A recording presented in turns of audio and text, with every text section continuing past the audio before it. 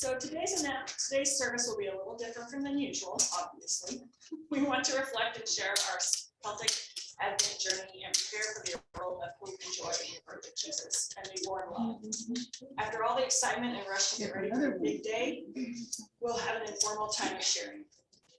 There won't be formal time for offertory, but of course you can contribute to UCV's hope to minister to our community in a meaningful way in the usual fashions. Collection plate, PayPal, Venmo, or mail a check to our PO box. Likewise, there will be no formal time for joys and concerns this week, knowing that there will be plenty of time to share later in the service. With me. And if we are ready to begin our service, please grab a seat, which it looks like we're working on. Silence your cell phones and come to stillness so we can begin this recording.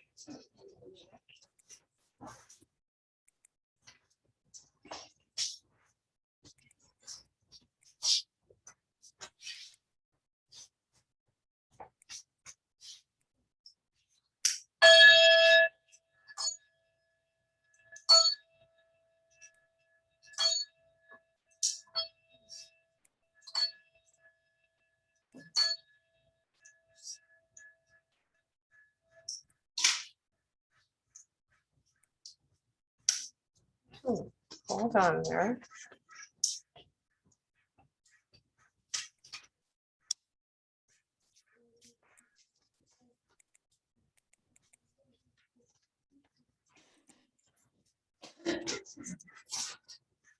Welcome to the United Church of the Valley. As a progressive Christian community, we believe that following the path and teachings of Jesus can lead to an experience of the sacred and the oneness and unity of all life.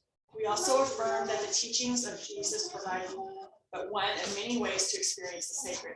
We can draw from diverse sources of wisdom on our spiritual journey. So wherever you are on your journey, you are welcome here.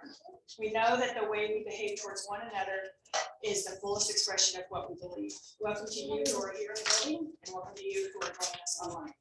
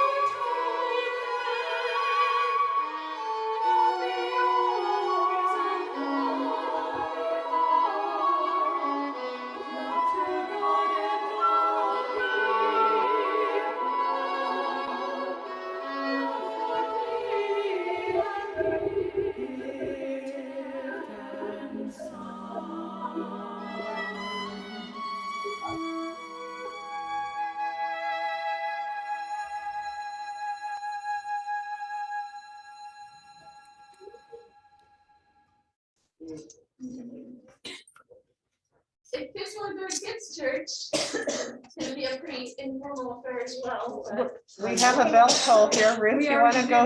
We did the bell toll? Earlier. All yeah, right. we did it. He's all yours. And we did the welcome already too. Okay.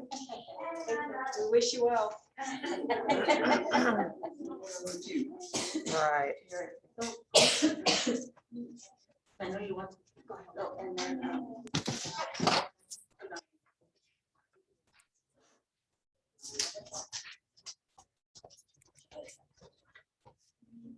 As we've honored the 4 elements throughout Advent with our wreath, and even though Advent is now technically over, we will light our wreath one last time this year.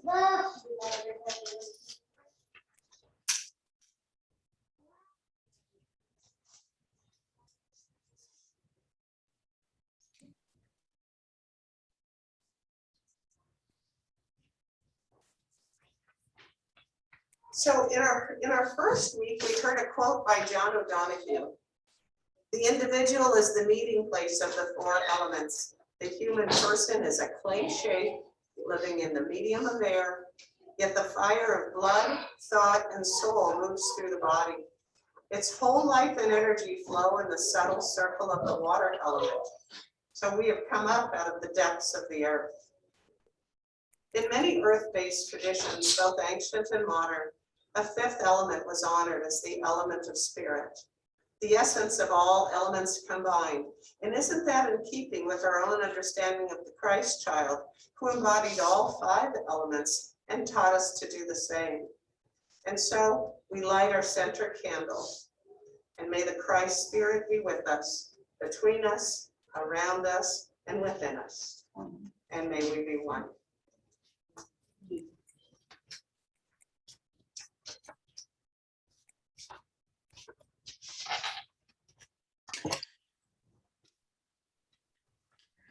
Good morning, everyone.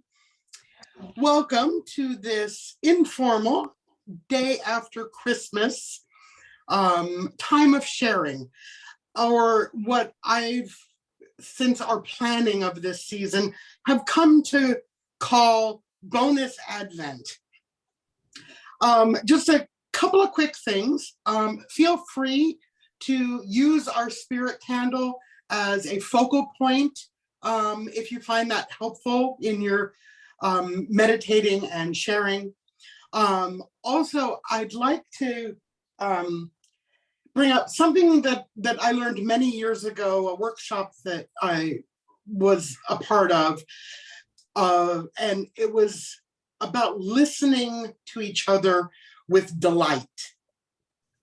And the whole premise for listening with delight really and truly came from the sense that we kind of go through sometimes listening to others from a perspective of how will we respond, what will I say next, what needs to be said next.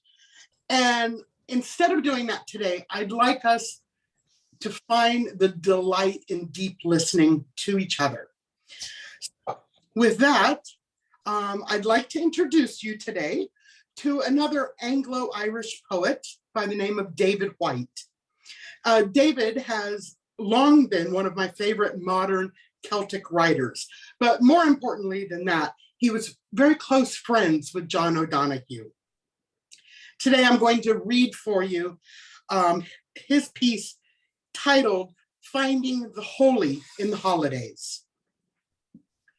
Holiness, in the midst of all our gift giving, might be the central absence that holds all peripheries, the pure internal emptiness that makes sense, not only of everything that has been given to us, but everything and everyone we feel has ever been taken from us. Holiness is almost always intuited as the hidden ground beneath the feet running to look for presence. The note held of a song that leaves a chapel silent, or the stopped listener still and attentive in the busiest, most glittering street. Holiness might be the deep internal cathedral space where nothing is allowed to happen except by its own slow, measured, and inner unfolding, thus allowing all other things to happen. A gravitational field of invitation and gathering, and a radical letting alone of family, of food, of perspectives, where what we really want is reached through letting go by giving up on a holiday perfection. Holiness in the holidays could be the spirit of gathering both inside and outside, and the rehabilitation of the discarded, of our regrets, of our uncelebrated secret imperfections, of people we have turned away and dismissed from our lives, all turned into new unities and perceived again as gift. Holiness could be memory independent of time, not time as a besieging force, but time radiating out from the place where we stand, welling from the unspoken that holds together all words said at the surface. Holiness marries our sadness at distance to our joy at proximity, our hurry to our ability to rest, our outer stress to inner spaciousness, and joy to heartbreak in our difficult attempt to give and receive, dissolving giver and receiver into one conversation, untouched by the hurry of ours.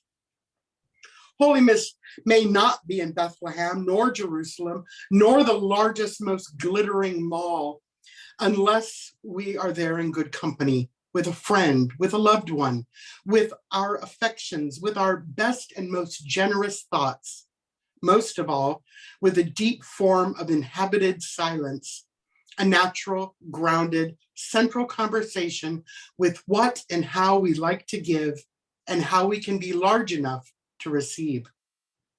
Holiness might be coming to ground in the essence of our giving and receiving, a mirror in which we can see both our virtues and our difficulties, but also a doorway to the life we want beyond any particular form of exchange. Holiness is the star we did not know we were following. Holiness is beautiful beckoning uncertainty, not knowing joy, married to knowing heartbreak. At the spacious rested center, time is here and gone already. Departed loved ones as present as arriving children. Holiness is sensed as dissolving the prison of time and lying only one short breath from the present busy moment. One look into the starry darkness of the midwinter sky at the midnight hour. One glance at a son or a daughter's face. Home at last, through the door. One sight of a distressed friend alone in the midst of a crowded celebration. Holiness is a step taken not to the left nor to the right, but straight through the periphery, to the core of the pattern we inhabit at the very center of our lives.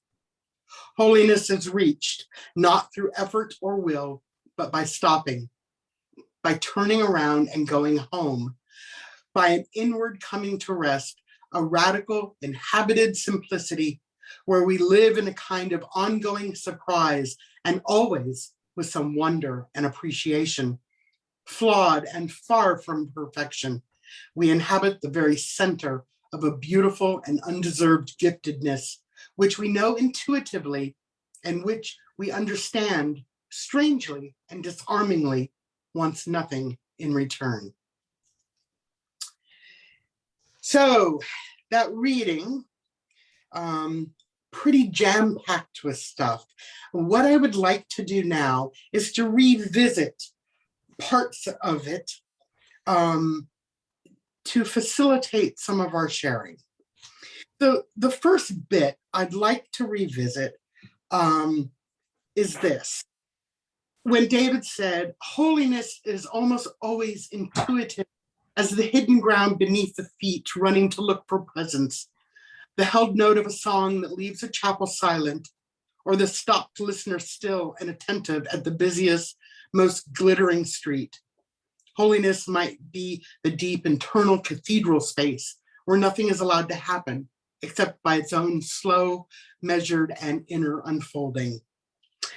And I would ask you all, where have you found holiness this season?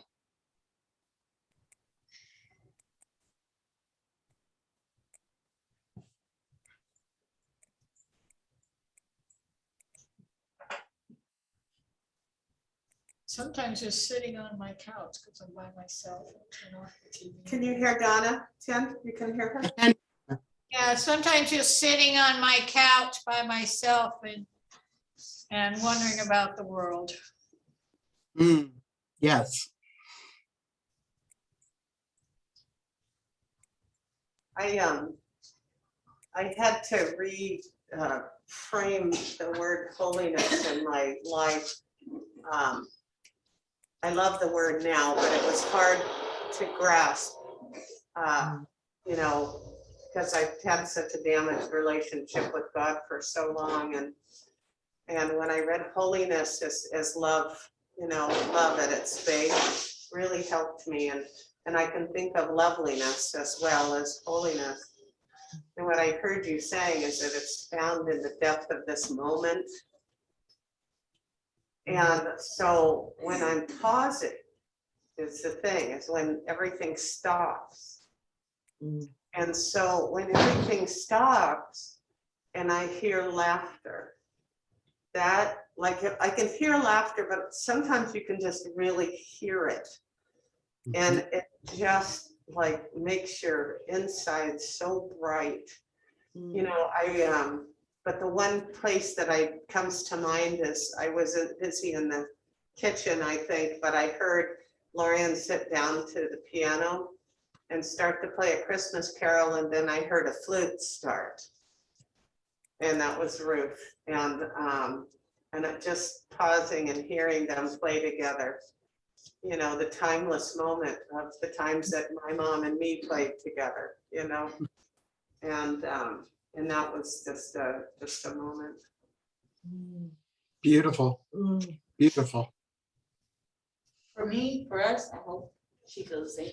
But my time of holiness is when I'm sitting down with the kids and I'm talking to them. Or a wonderful moment was yesterday when I was sitting down around the tree and I'm watching them as they all get excited for their gifts and they're opening them up. And I always tell them, what do you think? And they say God. So remember everything. But just watching them and just saying to yourself, they're my kids. Yes. But that right there brings so much joy and love in my heart. So I love that. And I'm sure she does feel the same way. You just don't know, you're going around, she's going around with a camera, not knowing where to take the next picture, you know? And, oh, I got this one out. William, look at William today. Look at Johnny. So you're so excited and you just see so much joy. And I know that, I know my father tried to do the same. My father was quite a character. And he played Santa for us at one point too. And I remember he said, I ho ho ho. And he had a bag. We were so excited because back then we were poor.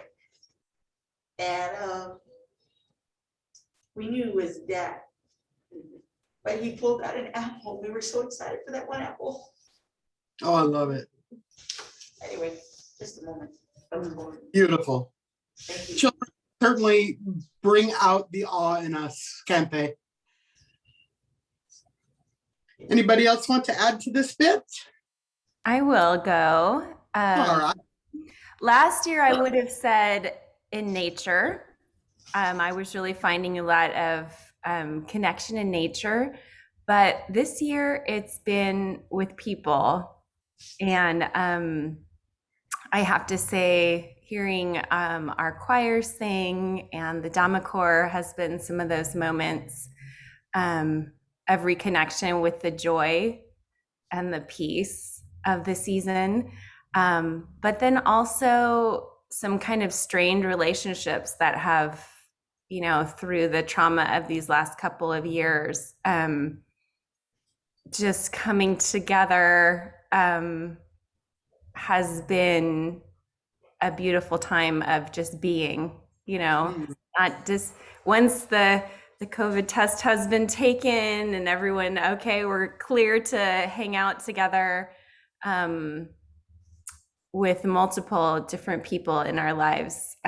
It's been really a joyful time and feeling like a holy time, that taking this time to celebrate has brought some healing and some holiness. Beautiful. Beautiful. So another bit that we heard was this part where David says, holiness may not be in Bethlehem, nor Jerusalem, nor the largest, most glittering mall, unless we're there in good company with a friend, with a loved one, with our affections, with our best and most generous thoughts.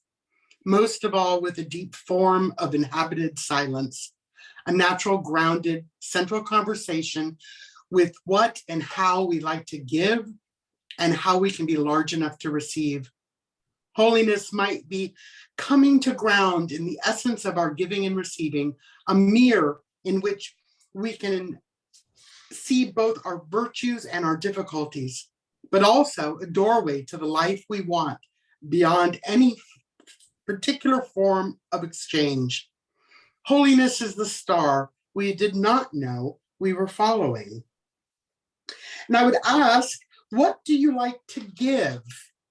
How do you offer these gifts?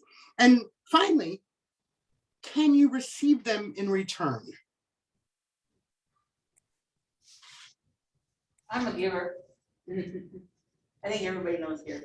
I love to give. I love to give. And no, I don't expect anything in return except for your friendship and love. I'm trying to teach my kids to give as well. I think it's nothing big, but the little things that I give everyone is to show you that we love you, you know, and we think of you guys all the time. I want to tell you that we've had a lot of missionaries come to the house, Mormon missionaries. And we had these two ladies who came by and we shared lots of back and forth scriptures and things like that. And they gave us of the Book of Mormon. And I used to be a Mormon, so I'm aware of the Mormons. And so they said, you should come to church, just try it. And, you know, and it's been like, I don't know, 7 years they've been trying. 7 years they've been trying. And finally, for this Christmas, I told her, so you know what, let's just go and just, you know, I know how the Mormons are. But don't you have to wear a dress and you have to wear this and that? And I said, yeah, you're supposed to, but we're not going to. So they're gonna know who's here. And so we went just to satisfy the missionaries. They were so wonderful. No matter what, they put up with the kids. They, you know, they brought cookies. They tried so hard, so hard. I was happy that when we were together with the women, I heard this story that just shocked me totally. And in return, I said, I believe that it says that we're supposed to love one another, you know, and be there for one another, you know. So the lady who was in charge, who was doing the talking, she said, it's just that times have changed. I said, times have changed that bad? You're telling me a story of a man, a member that died. He had no family and nobody knew he died. Nobody. And no one knew who he was, but yet he was coming to church. It doesn't make sense. Anyway, so at the end, I gave him a scripture. I read a scripture in John. And when we got up to leave, it felt like we were there for the right time, but we don't belong here. And it's not that I thought about the kids, you know. The kids are like, oh, we had a great time. And we loved it, all these kids, and I was like, but it's still not what I'm looking for. And I'm here, you know, and I want to give more and more that for the following year, I was going to ask, maybe I go in with Ruth next year and start teaching the children what they need to learn. Because Bella loves to hear about God, so does John. They both love when you get involved with God and Jesus. It's so, to them, they know it's important. The word God is important. So I want to give this new coming year. And I want to try to do as much as I can. And I think that's what God would want for us to do. And in return, we don't really need anything, just the love and the friendship and being there, the family, the church family that we need. That's all. That's wonderful. Thank you.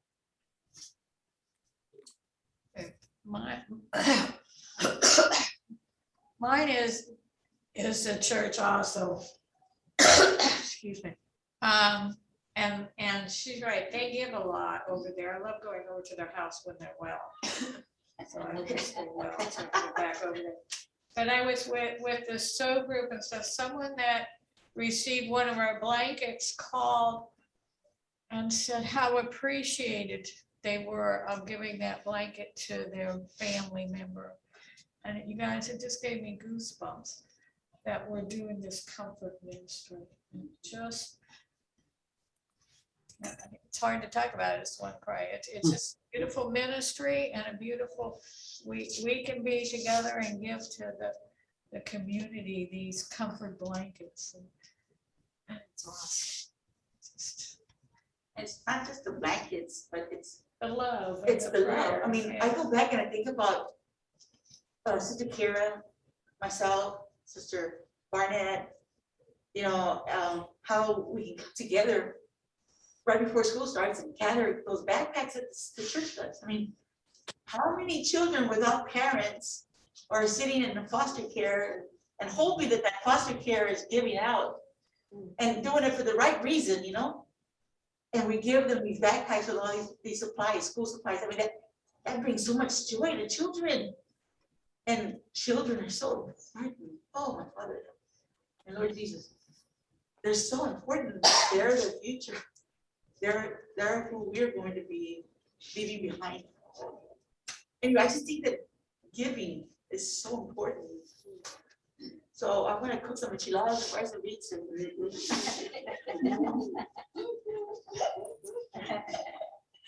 Anyway, And sorry. I agree, this church does give a lot to the community.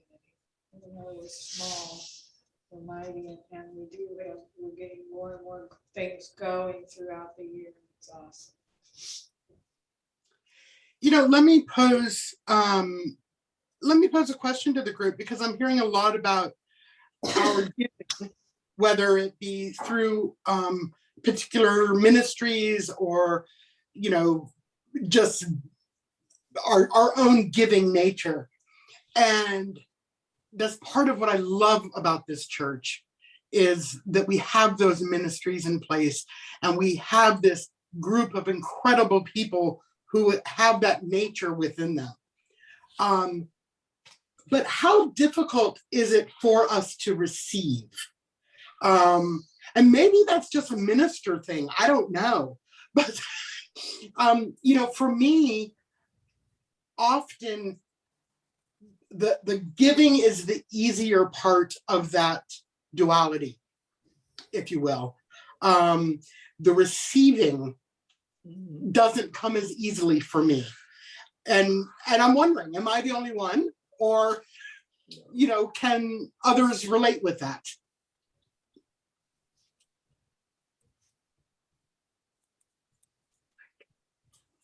I can relate to it because I'd rather give the quilts and I said, oh, someone else needs that more than I do. But what I appreciate is when you guys call and say, how are you? Mm. Accept that. Well, I'll Yeah. get a little more vulnerable here, Jen, because it actually took a 12-step program for me to learn this. Right? Because the giving part I had for sure, and I'm definitely what I would call an overgiver for many years.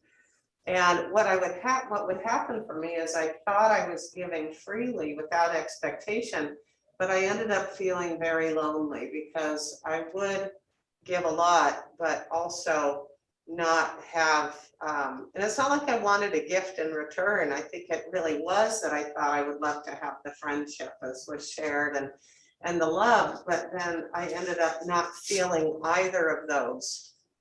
Mhm. And so what I learned about myself is, for one, I didn't really know how to receive love because I never really believed I was lovable for a very long time, you know, child of an alcoholic, and I just don't think I got that. And so I think people were loving me all the time, but the truth is I had no holder for it. And so I didn't see it. And it took a lot of work, a lot of insight gathering and quiet and prayer to understand that I was lovable. And then when I began to get that, I started to see the love of other people in other ways. Like people were loving me all over. They just weren't loving me in my little prescribed way, that I needed.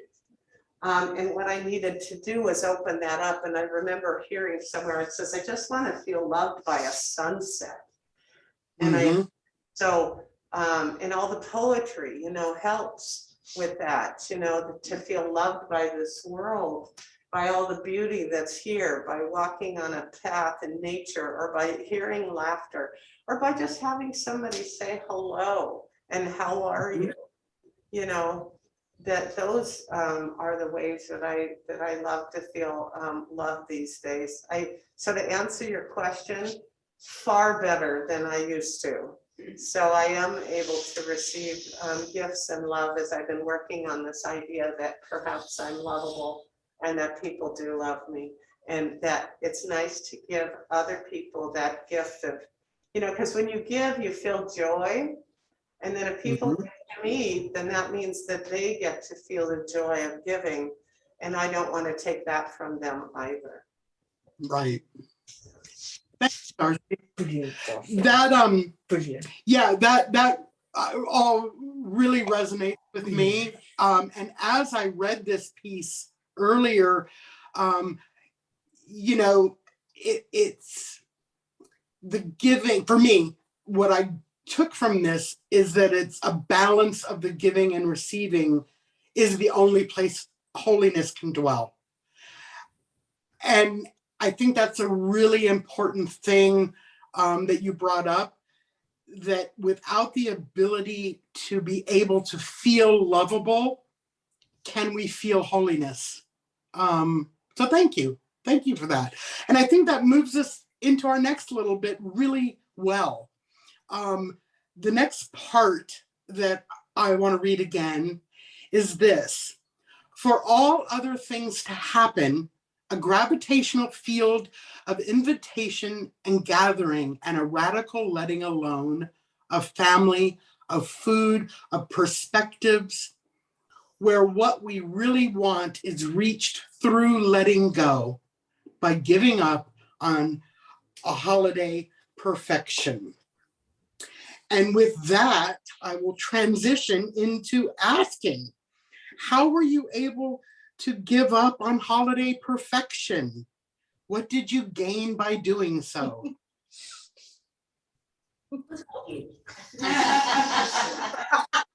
This year, it's funny, this year was, my kids at the time got sick with a cold, and I bought like boxes full of testers, and every single one was like, come on, I gotta test you, Mom, I'm okay.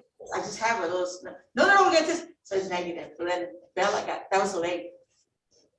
Then Bella, and so then, anyway, so it finally got to Rocio. Rocio got sick too. And then finally, just 2 days ago, Rocio said, you know what, I feel good. And I said, on the last one, no, I'm okay too. Yeah, I feel good too. He said, I don't want to cook this year. I said, what? She said, I don't want to cook. I feel like, can we just go out and get something to eat? And well, of course it rained and everything. So we decided to change it, change it, and even though we changed it and we didn't cook and we didn't do everything that we normally do, the kids were okay with it, The kids were okay. That night, I don't know where she got the chicken, but she pulled out a chicken in the refrigerator. God, and she cooked some mashed potatoes real quick, some corn and some cranberry. And then I looked at it and she said, there it is. And I said, I grabbed my camera and I took a picture. I said, this is better than Denny's. She goes, I love it. Well, I know I'm gonna love it because you made that stuff, Chicken leftover from perfect. Anyway, so we did it differently. We decided not to go, all the way and since we were unsure about the illness, we didn't invite nobody, it was just a family thing, you know, and it was good. Family virus. It was a family virus, yeah. I want to say real quick that I tested Soleil and then Bella got sick and I panicked again. Oh my God, Bella! And I grabbed her and I told Trustee Bella. I said, "Don't wait." And she said, he's fine. I said, "No, what have she done?" And so Soleil gave it to Bella and then here comes John. You know, John's really sick and laugh. John has a cough as well this time, and so I'm like, "Oh no!" So I said, "Wait, one more time." And she was like, "Really? We're gonna have to go buy more now." And I'm like, "It's the family. It's just us here, you know." So I said, "No, we don't know, you know." So he came back negative too. So. And she got sick. She goes, "Okay." No, I stayed away. I was She afraid stayed I away. would get sprayed and something took up the nose. I just stayed away. It was like panic, but in the same, it was just a cold. But I did take the kids to the doctor, and they said, "No," he said, "It's just a cold. He's fine." So don't worry. I'm like, "Okay, put your mask on in your hand." Get out of here. Just get out of here. But I'm just overprotected here, so but we stayed home. We were together. We played games. I made them watch a movie, and they're like, "No, we don't want to." But at the end, they were like, "It was a great movie." I said, "Really?" And then we put a movie about Christ, you know. So I wanted them to know what happened. And during the opening, I said, "Who do we think?" And they said, "God." So we did a lot of talking about God yesterday too. Jesus. No. Nice. Anybody else thoughts on giving up the holiday perfection? Oh, I did because my family, I don't know, the kids went one way and Joey was over here and where I was gonna go, the road was so muddy. So I went over to their house and we did what like they did. We played games. A few days before that, they were at my house and we watched the movie. So it was a relaxing Christmas with people my age.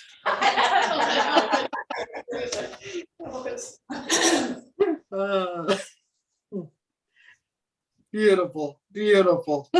Well, let me read this part to us now. Holiness is sensed as dissolving the prison of time and lying only one short breath from the present busy moment.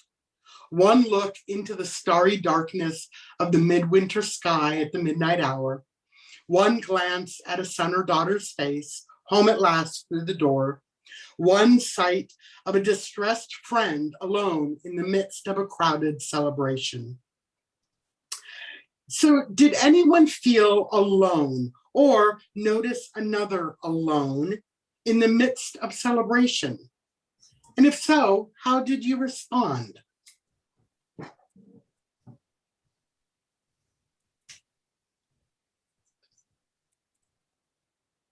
Well, my daughter-in-law didn't get over with the family because she's living separate from where Joe is now. And you couldn't get to her road, you know, through the mud and stuff. So she was more or less by herself. And I think with the anxiety made her feel bad when I talked to her on the phone. She felt alone. Yeah. But like I said, I was alone for a while because I was thinking about my family, two people gone. But it ended up okay because I had friends to go over to, because I could get off my muddy road.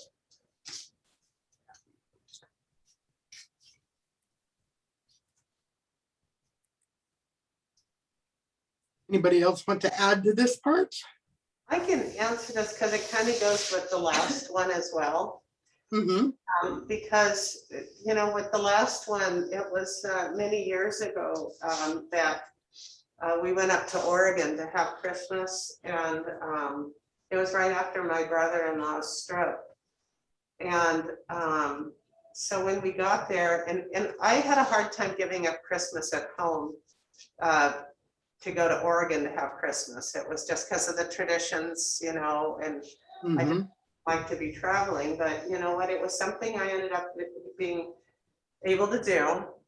And we got there, and of course, he had just had a stroke, so there was nothing done. There was no decorations, or, you know, what they ended up doing, or what we did is we found half the Christmas tree in the garage. And so they pulled out half a Christmas tree and we threw some lights on it. And that was probably the best gift that ever happened, because it was, everything was as it should be, was as it was. And you find that you can have this beautiful Christmas, even though things are happening and even though it's half the tree, you know? And so coming into now, this loneliness, see, Lauren Christmas is not her favorite, you guys. She does not. This is a time of stress and anxiety, and she doesn't do that well with it. And so that has meant, and I love Christmas. And so it has been a source of problem for us over the many years, because I would want her to enjoy Christmas. And you know what, you can't make somebody enjoy Christmas, no matter what you do. And so in the beginning, I thought, you know what, I'll just do everything and make it easy. And then she'll enjoy Christmas. No, that doesn't work. So don't. It makes them feel guilty. Guilt, well, kind of, or what happens is there's just stress and anxiety already existing that doesn't have anything to do with anything we can believe. And so what's happened over the years then is I've got to learn how to have my own experience of Christmas. Because there was a lot of loneliness, Jen, doing that, because I would be wanting it and there'd be nobody there to love it with. And that would have a lonely feeling to it and a resentful feeling to it. And so I learned to have my own experience of Christmas and do it and love it and do what I love to do and go out and look at lights on my own and decorate the tree on my own if I want it. Buy presents if I want them, you know, and I learned to enjoy it. And you know, the nice thing that's happened though is as I have left all that expectation off of Lorian, she has been able then to have Christmas in the way that she loves and do the things that she loves with no expectation. And it's been really nice, you know, and that loneliness hasn't existed for quite a while now. So thanks for the question. It's a good one. Thanks for the answer. It was good as well.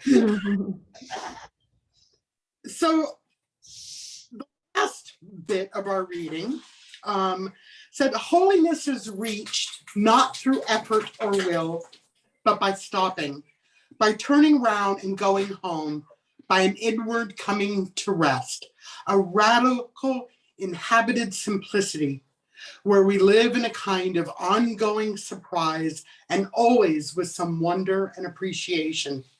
Flawed and far from perfection, we inhabit the very center of a beautiful and undeserved giftedness, which we know intuitively and which we understand strangely and disarmingly wants nothing in return. And following on Darcy's last answer, I would now ask us, what surprises, what wonder, what appreciations did you find this season? And can you turn these into an ongoing practice of simple holiness?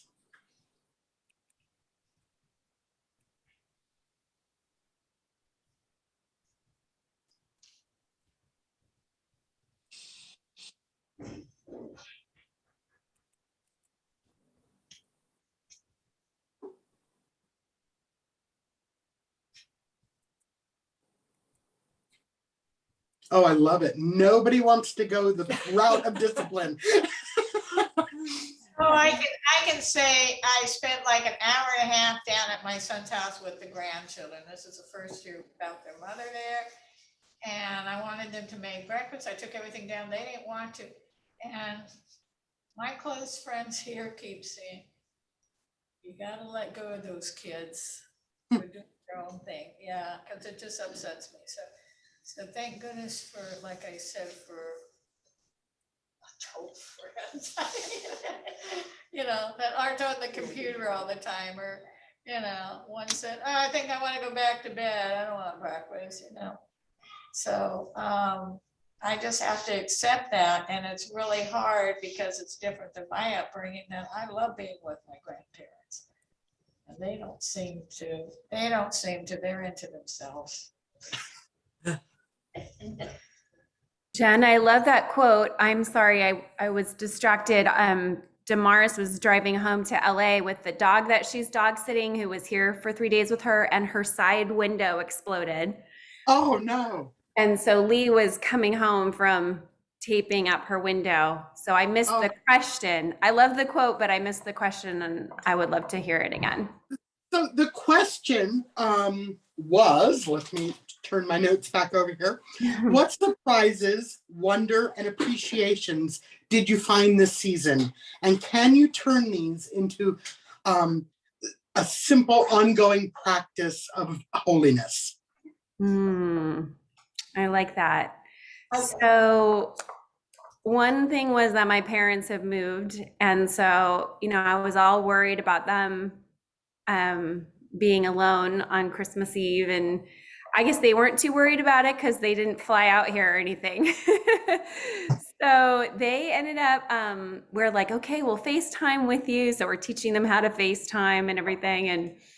And it actually ended up that they were at their neighbor's house and they were having a great time. And they're like, we didn't want to leave, but we came home to FaceTime with you guys. And so they've actually had a wonderful experience getting to know their neighbors and finding community there. And then another one was this friend who our church made a quilt for, whose husband is in the hospital and he's fully off of the respirator now. And she was talking about, she said, she came to this moment of realization where the thing that she had prayed for was now true, that he was off of this and that he was on his way to recovery. And to take that moment to say, oh, this was something my heart was praying for and it happened. And to take that moment for joy and to take that moment for, reflection on that. So I'm really glad that my parents are doing well where they're at and are very happy there. And that was something that I really wanted for them. So I'm going to try to take more time to recognize when the things that my heart has been longing for happen. Nice. Excellent. Does anybody else have any last thoughts about any of the questions we've asked or any other part of the reading that maybe struck you? I was just gonna share, I'm sorry. Can I just say one thing? One thing you're missing, Jen, is John is running outside and Ruth is chasing him. And we are all enjoying that. Yes. I love it. I love it. I was gonna say, on the last question and quote, Jen, that you had a big surprise that we got, huge surprise. We woke up, and Soleil was already in the kitchen and she had cooked breakfast for everybody. Wow. On Christmas Day, I was like, what? It had, cooked some eggs and bacon and toast, and I was like, wow. How often can you do this? Yeah. I miss her coming over every Friday night and doing my dinner. So that was holiness there for me. That was. So that maybe is a ongoing simple act of holiness you would like her to do. Yeah. I love it. I love it. What makes me feel better is that when she does prepare to go to college, at least I know now that she knows how to cook. Yes, yes, absolutely. Excellent. Well, as we close now our circle of sharing, I'd like to thank all of you for participating, both with your words and your listening. I'm very grateful for the community that we form, and for the knowing that you all are my community. So as soon as we get up on the screen, our closing prayer, it should feel fairly familiar to everyone, but let's close our circle time together with our closing prayer. Our Spirit, who is in the east and west, the north and south, Blessed be your name. Your desires be done on earth with fire, on wind, and as water, as they are within us. Grant us this day your nurturing, and overlook our faults as we overlook the faults of others. And lead us away from oppression, delivering us to freedom. Amen. Amen.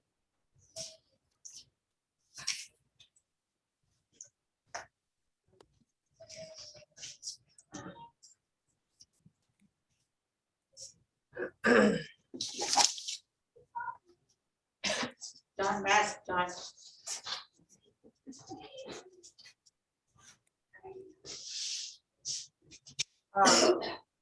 One thing that I just, by your last question, Jen, any practices for the new year? And you know, one thing is certain for me, and that is that we are already here, you know, with God, with Jesus, with each other in spirit, in this, you know, it's within. And the thing that keeps me, any feelings of, you know, loneliness or fear is just because we've forgotten. You know, that there's nothing out there that I have to go grasp or read or study. That what separates me from that feeling of being holy is just forgetting. That's in fact, we already all are here, and God is already here within us. And the thing that separates us is just the idea that I don't remember that in the moment. And so being able to come to stillness, to be able to pause in the midst of things until that truth seeps in. And so it's giving time this year to stop and pause and to allow it to be there. You know, it's letting the mud clear so you can see where you are. And so with that, Jen so nicely written our communion for us today. And she wrote, "He who the universe could neither contain in spirit nor body alone invites us to this bread. He who inhabits all elements in all directions at all times offers us this cup. And so take this bread and this cup to be nourished now in this unity." And so we will go ahead and pass out the communion elements. And you'll notice that there is both sweet and savory in our communion.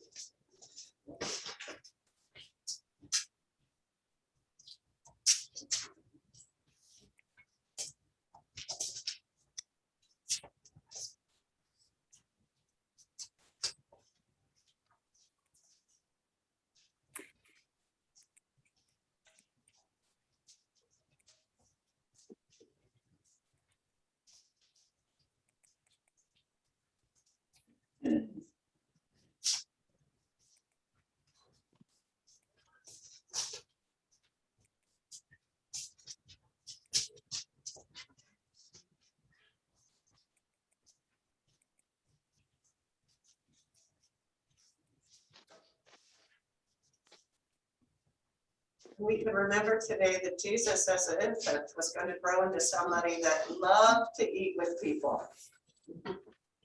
And so let's eat together.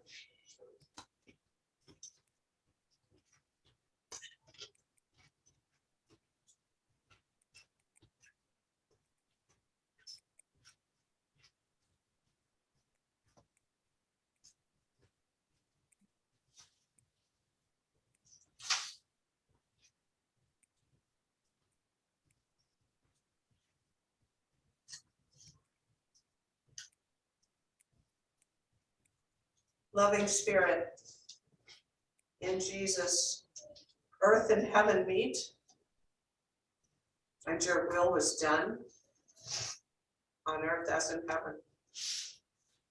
Grant us a deeper recognition of our unity with you, that heaven and earth meet in us too. And may this awareness allow your will to be done through us and in us on earth as in heaven.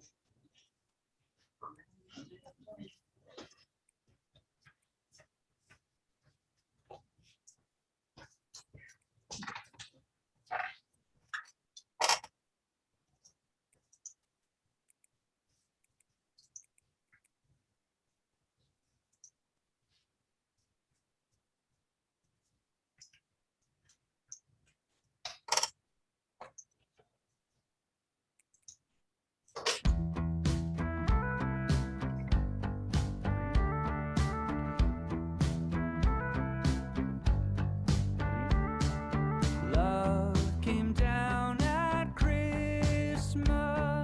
Love was lovely, love divine. Love was born at Christmas. Stars and angels gave the sign.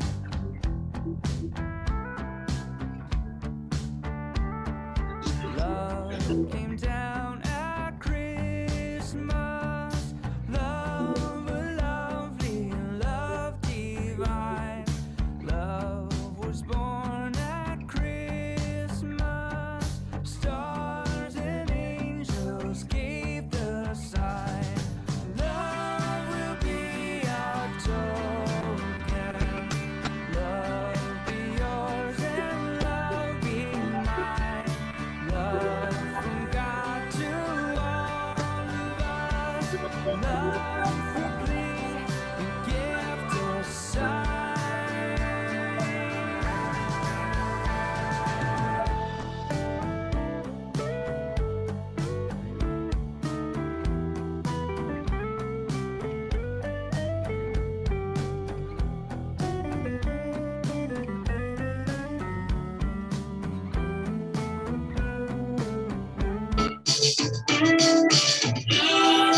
Be our token.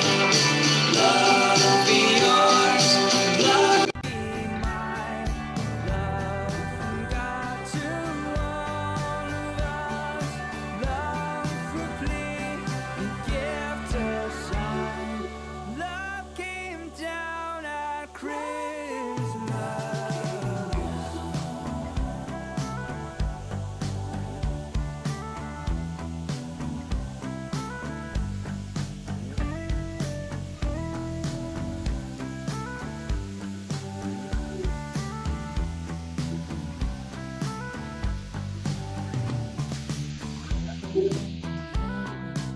Love for the man that dressed so fine. Love for the 8 that stood at the gate. Love for the 7 that walking up to heaven. Love for the 6 that never got fixed. Love for the 5 that stayed in line. Love for the 4 that stood out the door. Love for the 8 that just love from the love baby.